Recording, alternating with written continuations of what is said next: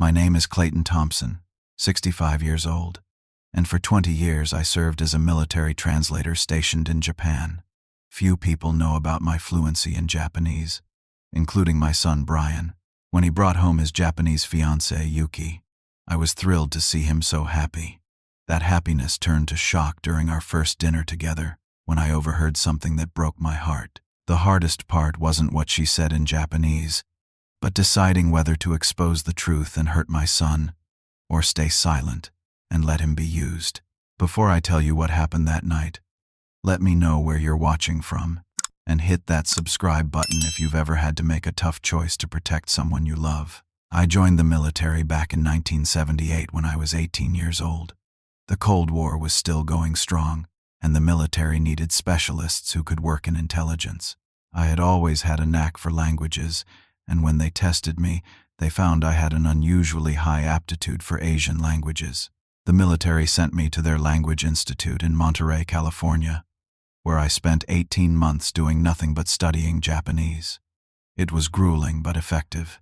By the time I finished, I could read, write, and speak Japanese at nearly native fluency.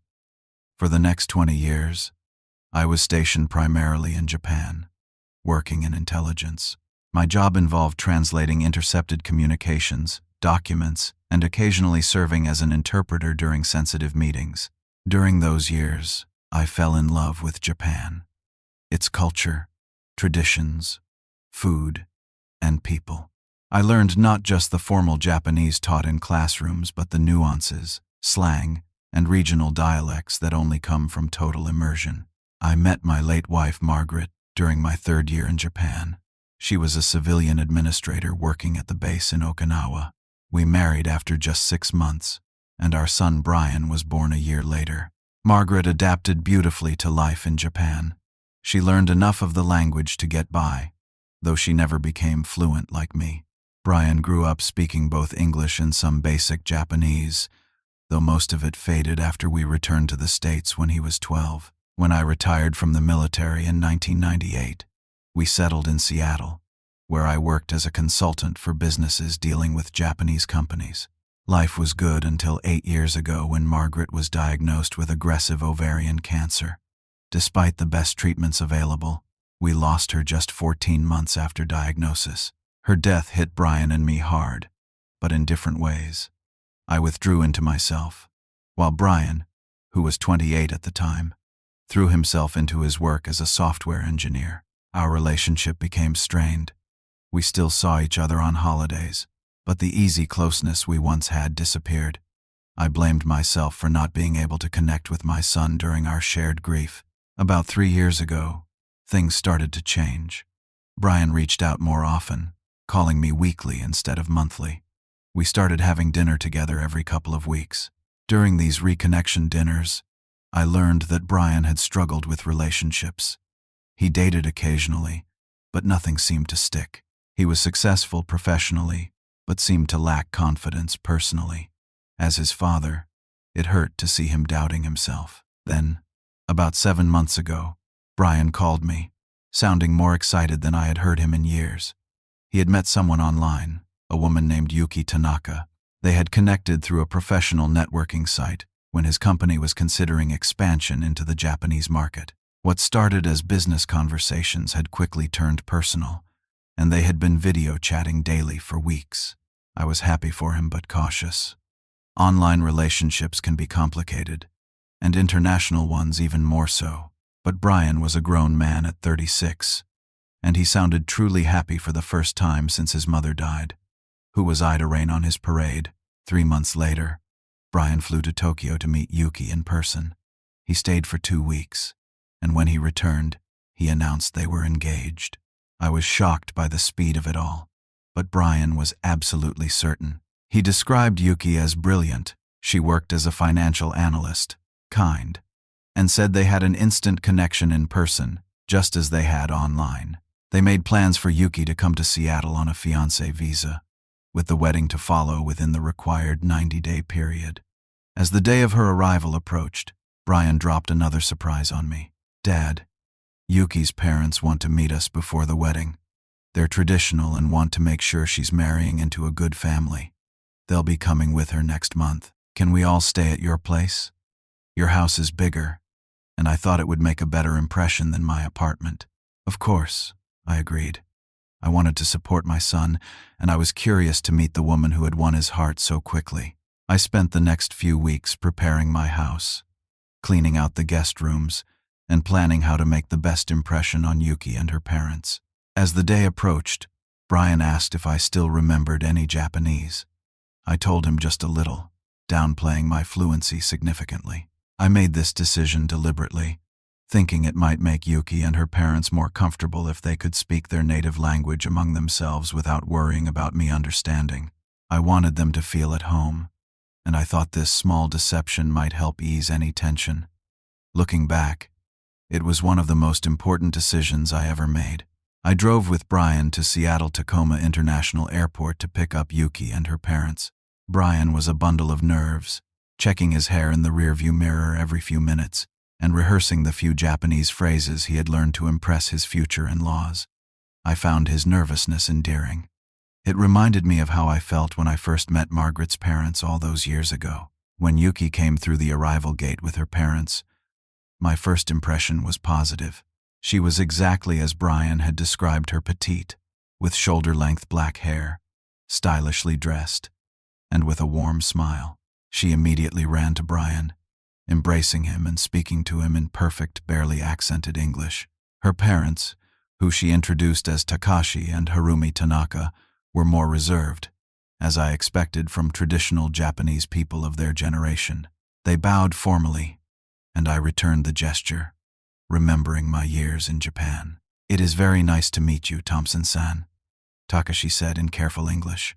"Thank you for welcoming us into your home." "The pleasure is mine," I replied in English, fighting the urge to respond in Japanese. "Please call me Clayton." As we gathered their luggage and headed to the parking garage, I noticed the first small concerning sign. When Brian turned away to lead us to the car, Yuki's warm smile dropped for just an instant, replaced by what looked like impatience. It was so quick I almost thought I imagined it. But my years in intelligence had trained me to notice these momentary lapses in personas. During the drive home, Brian proudly pointed out Seattle landmarks, telling stories about growing up in the area. Yuki seemed attentive, asking questions and laughing at all the right moments. But when I glanced in the rearview mirror, I occasionally caught her checking her phone or exchanging glances with her parents that seemed dismissive. In the back seat, Yuki's parents whispered to each other in Japanese, not knowing I could understand every word. "The city is not as impressive as I expected," Harumi said quietly to her husband. "Remember why we are here," Takashi replied. "If she gets citizenship, it benefits the whole family." I kept my face neutral, but a small alarm bell rang in my head. I reminded myself not to jump to conclusions. Perhaps they were just tired from the long flight, and the comment was innocent. When we arrived at my house, Brian eagerly showed everyone inside. I live in a modest but comfortable 4-bedroom home in a quiet neighborhood north of Seattle. It's not luxurious, but it's well maintained, with a nice garden I've tended since retirement. "This is where Dad raised me after we moved back from Japan," Brian explained proudly. "It is cozy," Yuki said in English, but then added in Japanese to her mother, "Smaller than I expected for an American house." "Ask about his pension," her mother whispered back in Japanese. "Military retirement must be substantial." I pretended not to notice as I showed them to their rooms. I had given Yuki's parents the master bedroom, moving myself to the smaller guest room. Yuki would stay in her own room, with Brian planning to stay at his apartment until the wedding, though he would be at the house daily. "The bathroom has fresh towels, and I've put extra blankets in the closet if you need them," I explained as I showed Yuki's parents their room. "Thank you for your consideration," Takashi said politely in English, then said to his wife in Japanese, "At least the house is clean. I was worried it would be dirty like those American movies." During the house tour, I noticed how Yuki's behavior shifted subtly when Brian was looking, versus when he wasn't. When he watched her, she was attentive and affectionate, touching his arm and smiling up at him. When his attention was elsewhere, her expression became bored or calculating. At one point, Brian excitedly showed her his old bedroom, now my home office, pointing out trophies and photos from his childhood. "This is from when I won the state science fair in 8th grade, he said, showing her a dusty trophy. "You were so smart," she cooed in English, but when he turned to show her something else, she muttered in Japanese, "Who cares about childish accomplishments?" Throughout the house tour, I maintained my role as the welcoming father who understood no Japanese. I smiled and nodded at appropriate times, pretending not to notice the increasing frequency of side comments between Yuki and her parents in their native tongue. "His son seems simple but earnest," Takashi commented to Yuki during a moment when Brian was explaining our backyard garden. "He is easy to manage," Yuki replied with a small smile, always trying to please me. By the time we finished the tour, my concern had deepened considerably. The discrepancy between Yuki's English persona and Japanese comments was too significant to ignore. But I still held out hope that I was misinterpreting something or that these were just nervous comments from a family in an unfamiliar situation. Brian, however, noticed nothing amiss. He was completely captivated by Yuki, watching her with adoring eyes and constantly seeking her approval. It was clear he was deeply in love with the person he thought she was. I found myself torn between my growing suspicion and my desire to trust my son's judgment. After all, they had spent 2 weeks together in person in Tokyo, plus all those months of video calls. Surely he saw something in her that was genuine. As everyone settled in, I excused myself to start preparing dinner, my mind troubled by what I had observed but still uncertain of what to do about it. I spent most of the afternoon preparing a special dinner to welcome Yuki and her parents. I wanted to create a meal that would blend American and Japanese cuisines as a gesture of cultural respect. Over the years, I had become a decent cook, particularly of Japanese dishes I had learned to make during my time there. The menu I planned included miso soup as a starter, followed by a main course of cedar-planked salmon, a Pacific Northwest specialty, with a Japanese-inspired glaze, steamed rice, and several small side dishes including pickled vegetables made in the traditional Japanese way. For dessert, I had prepared green tea ice cream from scratch and bought mochi from a respected Japanese bakery in Seattle's International District. I took extra care with the presentation, remembering how important the visual aspect of food is in Japanese culture. Each dish was arranged thoughtfully on plates and bowls I had collected during my years in Japan. I even used proper hashi, chopsticks, along with Western silverware to give everyone options. As I cooked, Brian helped set the table, while Yuki and her parents rested from their long journey. When everything was nearly ready, Brian called everyone to the dining room. Yuki and her parents seemed impressed by the spread, though they tried not to show it. "You went to such trouble," Yuki said in English, her voice warm and appreciative. "This is very thoughtful," Takashi added formally. "Thank you for considering our tastes." "It's my pleasure," I replied.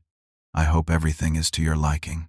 We all sat down, and I served the miso soup first, following proper Japanese custom. The conversation started pleasantly enough, with discussions about their flight, the weather in Seattle compared to Tokyo, and Brian's work. Yuki translated some of the more complex points for her parents, whose English was functional but limited. Throughout this initial conversation, everything remained cordial and appropriate. About 20 minutes into the meal, Brian's phone rang. He checked it and frowned. "I'm so sorry," he said. "It's work. There's an issue with the software release scheduled for tomorrow, and I'm the only one who can fix it.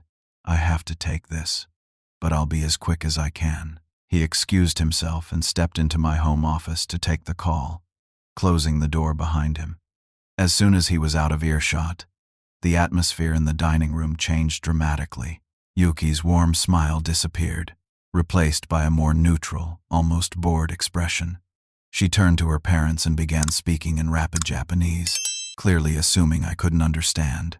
"Finally, we can talk normally," she said, switching from her carefully accented English to native Japanese.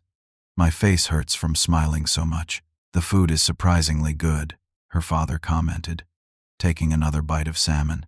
"The old man must have learned to cook in Japan," her mother added. "It's almost authentic." I kept my face carefully neutral as I continued eating, giving no indication that I understood every word.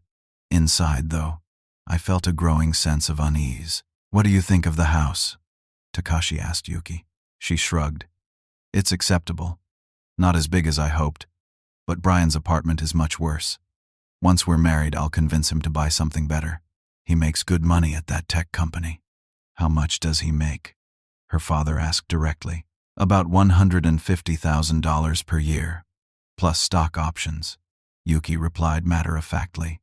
"Not rich by American standards, but comfortable. The real value is in the citizenship." I nearly choked on my rice but managed to maintain my composure. They were discussing my son's financial status, as if evaluating a business prospect. "And you're sure about the visa process?" her mother asked.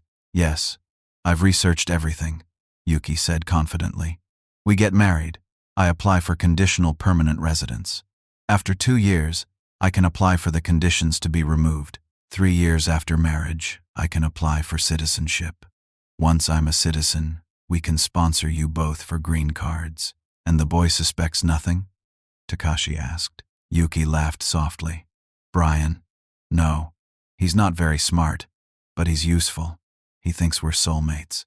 All those months of video calls were tedious, but worth it. Americans are so naive about love." I felt a cold weight settling in my stomach. My worst fears were being confirmed. This wasn't just rudeness or cultural misunderstanding. This was calculated deception. "You will need to maintain the marriage for at least 3 years then," her mother pointed out. "Can you tolerate him that long?" "If necessary," Yuki replied. "But I don't think it will take that long. American divorce laws favor women, especially if the husband is at fault. Once I have permanent residence, I can start documenting emotional abuse or catch him texting another woman. With a good lawyer, I can be free of him and still keep my status." "And what about his assets?" her father inquired. "Washington state has community property laws," Yuki explained. "After the divorce, I'll get half of everything acquired during the marriage. That's why I need to push him to buy an expensive house as soon as possible." I continued eating mechanically, my appetite gone but desperate to maintain my facade of ignorance. My hand trembled slightly as I reached for my water glass. These people were coldly planning to use my son, take his money, break his heart, and discard him. The detailed nature of their plan told me this was no spontaneous idea. Yuki had been researching and planning this for months, possibly from the very first contact with Brian. "What about his father?" Harumi asked, nodding slightly in my direction. "Will he be a problem?" Yuki glanced at me dismissively. "The old man?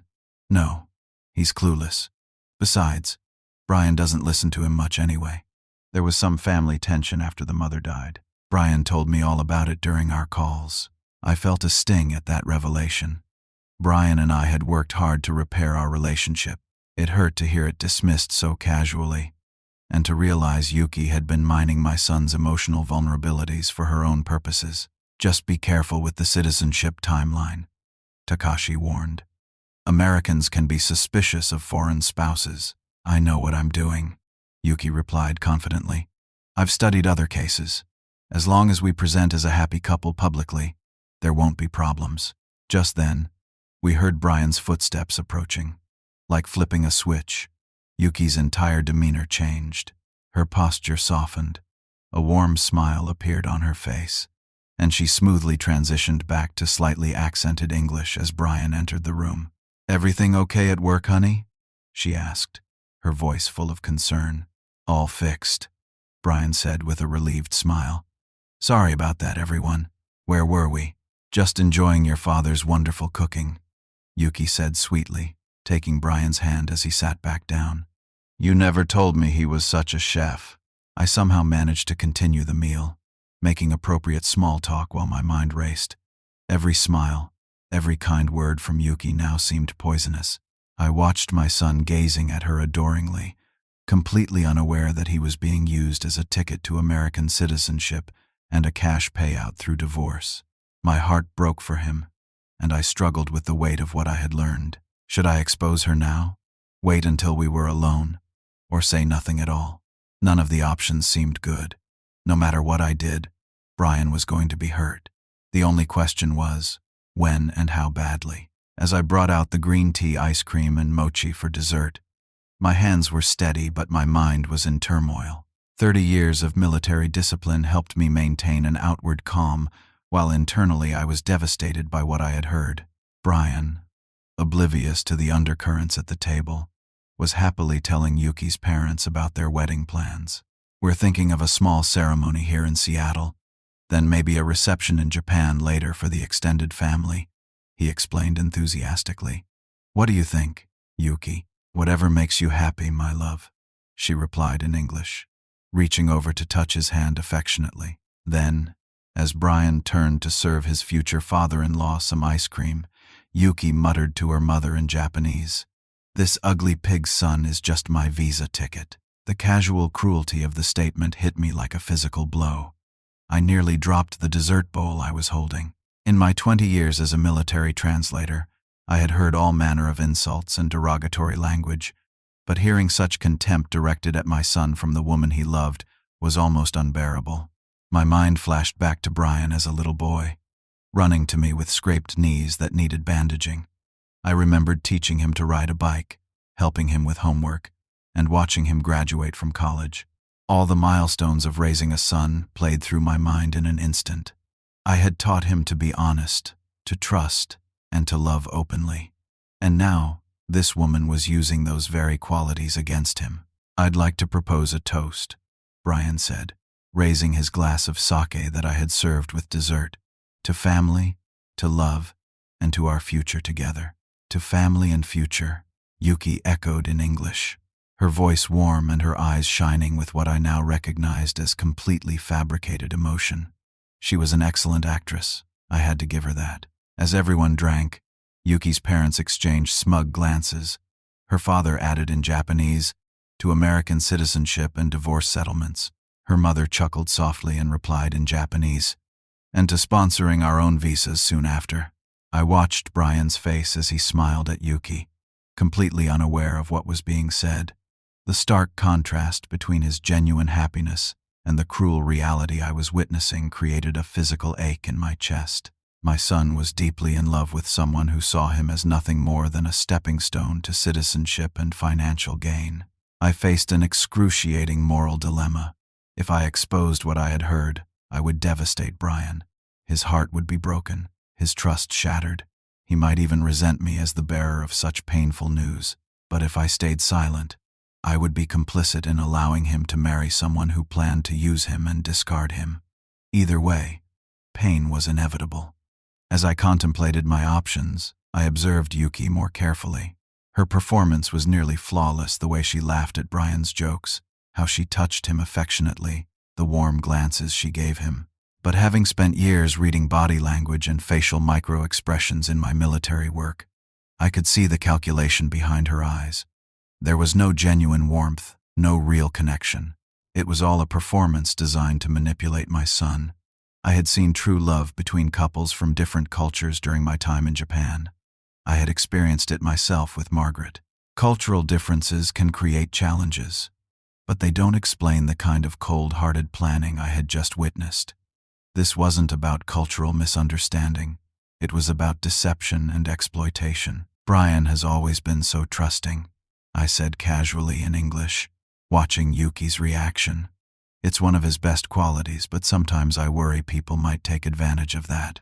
A flash of concern crossed Yuki's face before she quickly composed herself. "That's why he needs people who truly care about him," she replied smoothly, squeezing Brian's hand. "Dad's always been protective," Brian said with a laugh. "But he doesn't need to worry anymore. I've found someone who loves me for exactly who I am." The irony of his statement was almost too much to bear. I took a deep breath, still uncertain of how to proceed. Then Yuki said something that made my decision for me. "After we're married," she said to Brian in English, "we should look at buying a house together, something bigger than your apartment. Maybe your father could help with the down payment as a wedding gift." Then she added in Japanese to her father, "Americans love to give money to their children. We'll get him to contribute at least 50,000. Then it becomes community property I can claim half of in the divorce. That was the breaking point for me. Not only was she planning to use my son, but she was also plotting to exploit me financially to increase her eventual payday. The calculated greed and manipulation became too much to ignore. In that moment, I knew I had to act. Painful though it would be, but I needed to be strategic. A direct confrontation might only make Brian defensive. Yuki would deny everything, and it would be my word against hers. I needed irrefutable evidence that even Brian couldn't dismiss. As I considered my approach, I felt a strange calm settling over me. Years of training in high-pressure situations had prepared me for this moment. I would protect my son, even if it temporarily broke his heart. As we finished our dessert, I stood up from the table, my decision made. Years of military discipline steadied my voice as I raised my glass for what appeared to be a return toast. I'd like to say a few words as well. I began in English, making sure Brian was paying attention. First, I want to thank Yuki and her parents for traveling all this way to meet us. Family is important, and I'm happy Brian has found someone who means so much to him. Yuki smiled graciously, nodding at my apparent blessing of their relationship. Her parents, understanding enough English to follow along, looked pleased as well. Brian beamed with happiness, clearly delighted that the dinner seemed to be going so well. Then, without changing my expression, I smoothly switched to perfect formal Japanese, speaking directly to Yuki and her parents. However, I feel I must address some concerns. I continued in flawless Japanese, particularly your plan to use my son for a visa, take half his assets in a divorce, and bring your extended family to America on his dime. The transformation in their faces was immediate and dramatic. Yuki's practiced smile froze, then collapsed entirely. Her eyes widened in shock, and the color drained from her face. Her parents similarly looked as though they had seen a ghost, with her father's sake cup halting midway to his mouth. I spent 20 years as a military translator in Japan. I continued calmly in Japanese, keeping my voice level and controlled. I understand everything you've said tonight. Every word, including calling my son an ugly pig and discussing how to document fake abuse to secure your divorce settlement. What's going on? Brian asked, looking confused at the sudden tension and the language shift. Dad, what are you saying to them? One moment, son, I said in English, before returning to Japanese. I want to be very clear. I have no issue with international marriages or cultural differences. I lived in Japan for 2 decades and loved my time there. What I cannot accept is watching my son be deliberately used and manipulated. Yuki found her voice, though it shook slightly. You don't understand what you heard, she said in Japanese, her cool demeanor cracking. You're misinterpreting friendly conversation, am I? I replied, still in Japanese. Should I repeat exactly what you said about the timeline for citizenship, divorce, and claiming half of any assets purchased during the marriage? Or perhaps your mother's comments about sponsoring their own visas after you become a citizen? Dad, what's happening? Brian insisted, his confusion turning to concern. What are you saying? Yuki tried to regain control of the situation, turning to Brian with a distressed expression. Your father is being very rude in Japanese. I don't understand why he hid that he could speak my language. For the same reason you hid your true intentions, I replied in English, now addressing everyone. To learn the truth. I turned to my son, my heart heavy with what I needed to tell him. Brian, I'm so sorry, but there's something you need to know. I downplayed my Japanese fluency because I wanted Yuki and her parents to feel comfortable. But during dinner, when you left to take your call, they spoke freely, believing I couldn't understand. What did they say?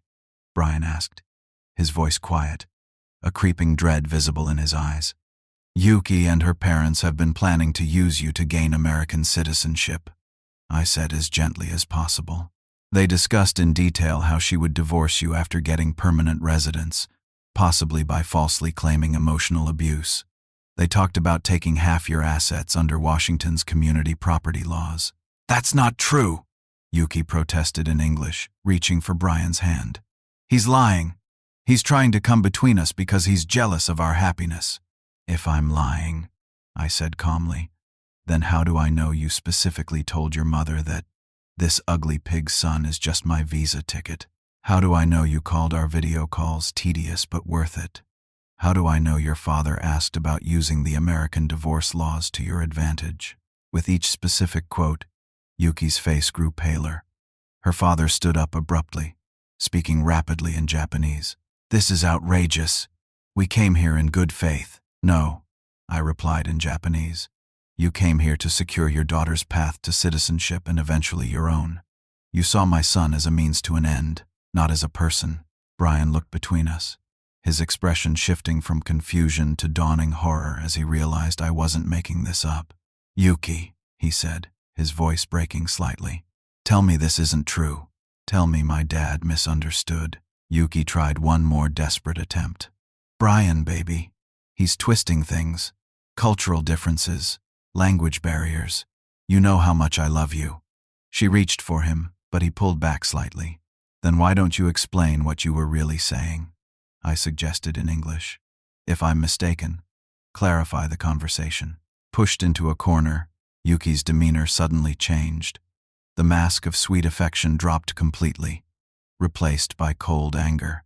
Fine, she snapped in English, her accent suddenly much less pronounced.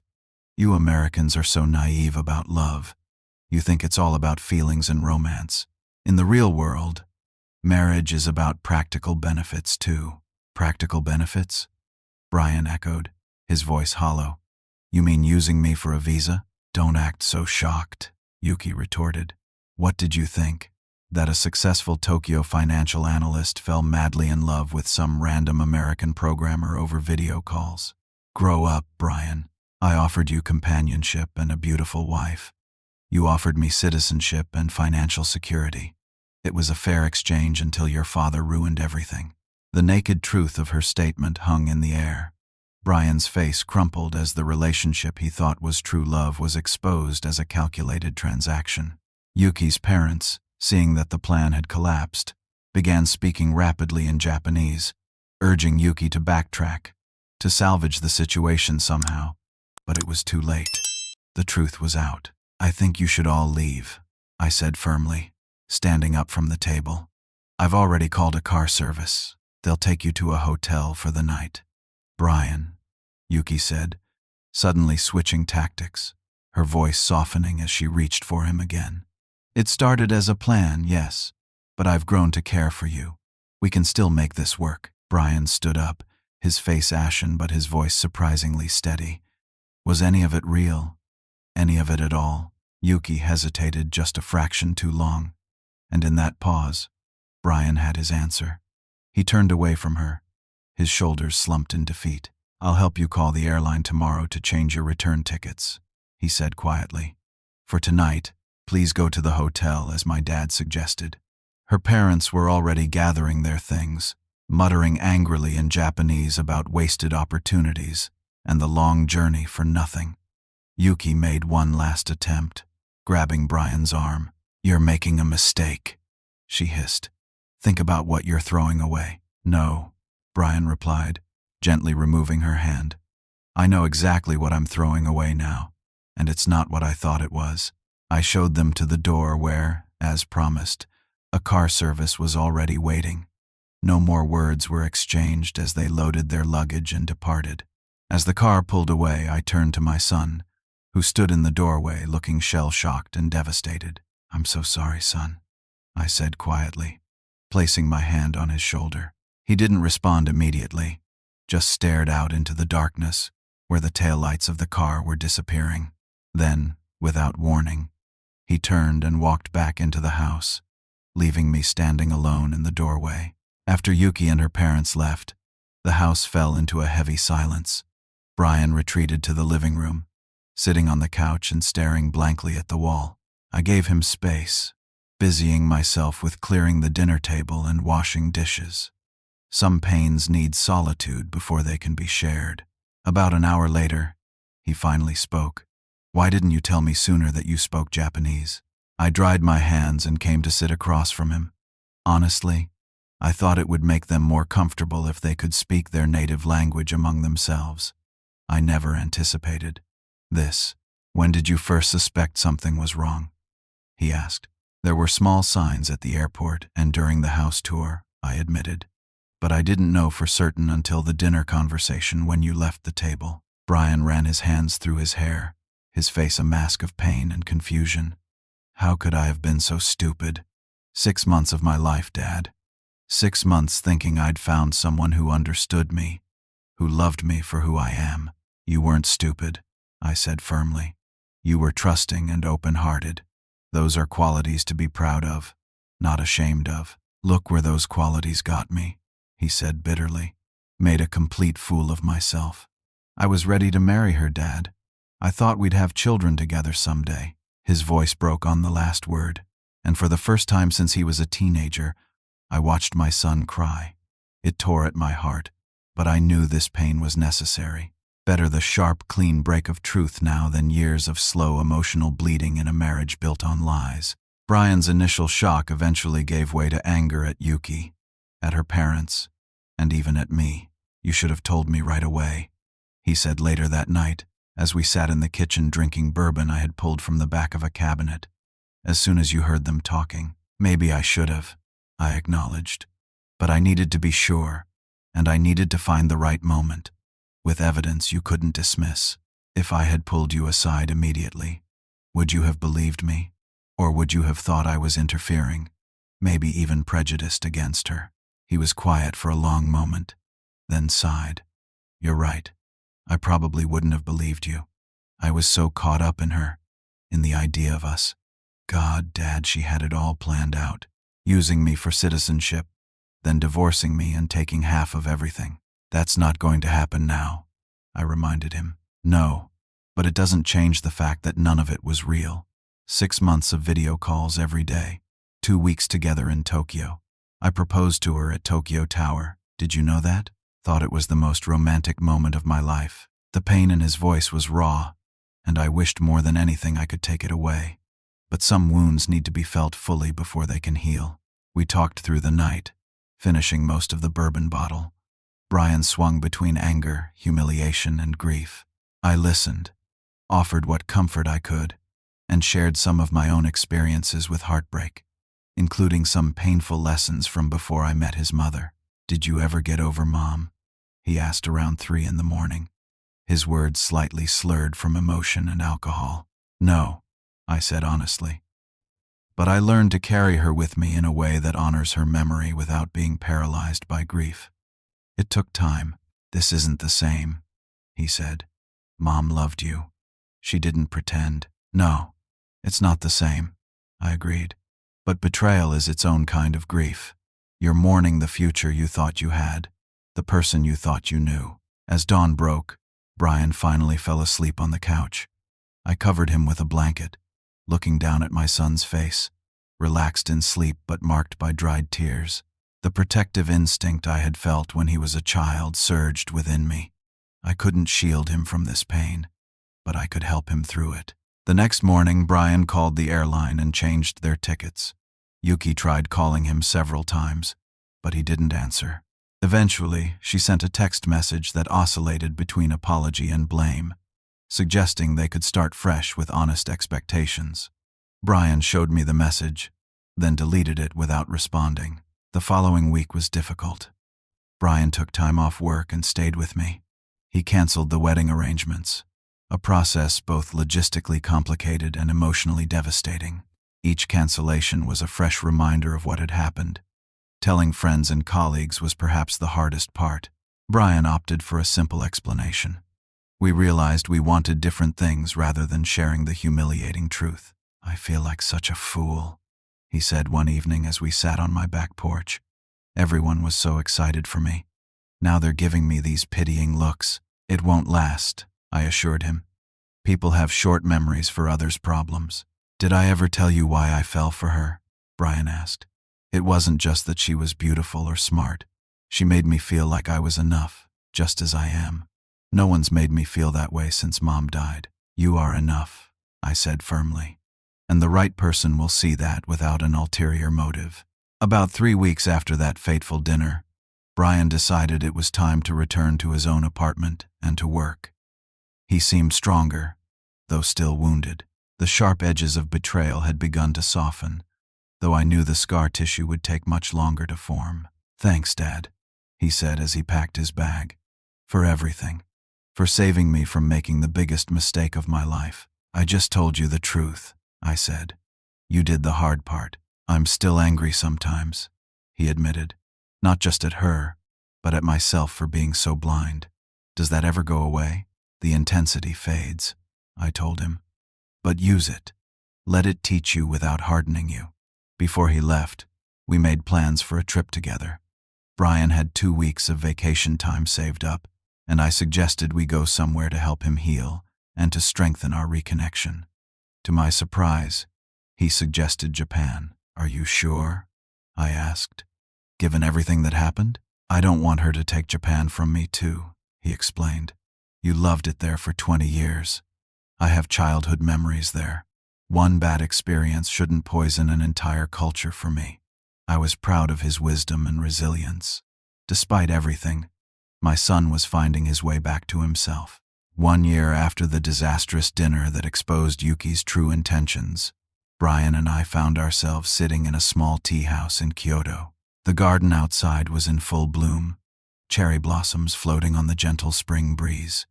It was our 2nd week in Japan, a country I had once called home and was now rediscovering through my son's eyes. "I can see why you loved living here," Brian said, watching an elderly gardener carefully pruning a bonsai tree. "There's a thoughtfulness to everything." "Japan taught me patience," I replied, "and the beauty of impermanence. The Japanese call it mono no aware, the pathos of things, the gentle sadness of their passing." Our trip had been therapeutic for both of us. For Brian, it was a way to reclaim his connection to a culture that had nearly been ruined for him by Yuki's deception. For me, it was a chance to share the Japan I loved with my son, creating new memories to overlay the painful ones. We had started in Tokyo, where Brian insisted on visiting Tokyo Tower, the site of his ill-fated proposal. "I need to replace that memory," he had explained. Standing at the observation deck, looking out over the sprawling metropolis, he had taken a deep breath and said simply, "I'm free."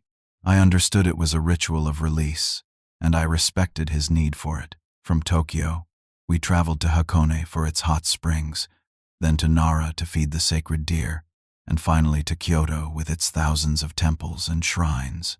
Throughout our journey, we were guided by Emi Takahashi, a knowledgeable tour guide in her mid-30s who specialized in introducing Westerners to traditional Japanese culture. Emi was everything Yuki was not: genuine, straightforward, and passionate about cultural exchange.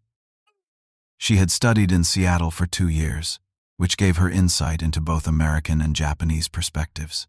Brian and she connected over this shared experience, their conversations flowing easily between discussions of cultural differences, favorite Seattle restaurants, and Japanese history. "Emi invited us to a traditional tea ceremony tomorrow," Brian mentioned as we finished our tea. "She says it's conducted by a master who rarely accepts Western students. She's been very generous with her connections," I observed. "Most tourists don't get these kinds of experiences." "I think she feels bad about what happened with Yuki," Brian said. "She mentioned that she hates how some people use international relationships as transactions." "How do you feel about that?" I asked carefully.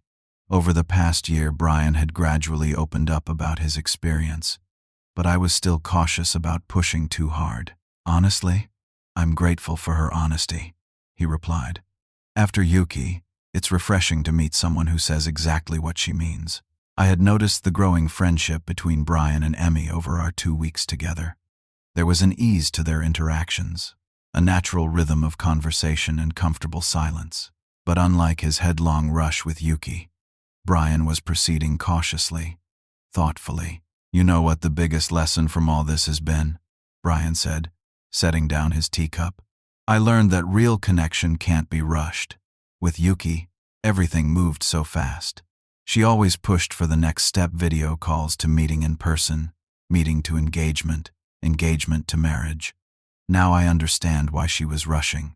"And how are you approaching things differently now?" I asked, though I already knew the answer from watching him. I'm paying attention to actions more than words, he explained, and I'm trusting my instincts. There were red flags with Yuki that I ignored because I wanted so badly to believe in what we had. I nodded, proud of the wisdom my son had gained through his painful experience. That's one of life's hardest lessons. Sometimes the things we want most are the very things that blind us to the truth. I also learned something about you, Dad, Brian added, his expression serious. I always knew you were smart, but I never realized how observant you are, how you can see beneath the surface of things. Years of intelligence work, I said with a small smile. You learn to notice the discrepancies, the things that don't quite fit. It's more than that, Brian insisted. You could have exposed Yuki immediately, but you waited until you had incontrovertible proof. You thought about how I would react, what I would need to hear to believe you. That's not just intelligence, that's wisdom and love. His words touched me deeply. In the aftermath of Margaret's death, our relationship had fractured in ways I feared might be permanent. Now, through this shared trauma and healing journey, we had found a deeper connection than ever before. Later that afternoon, as we walked through the vermilion torii gates of Fushimi Inari Shrine, I asked Brian a question that had been on my mind. Do you regret meeting her? Brian was quiet for several minutes as we continued our ascent up the mountain path. Finally, he stopped at a viewpoint overlooking Kyoto.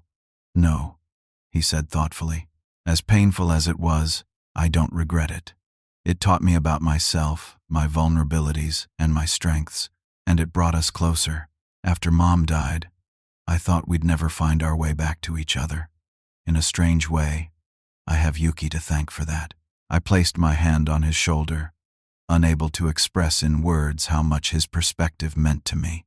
As we continued our walk, Brian asked, "What about you, Dad?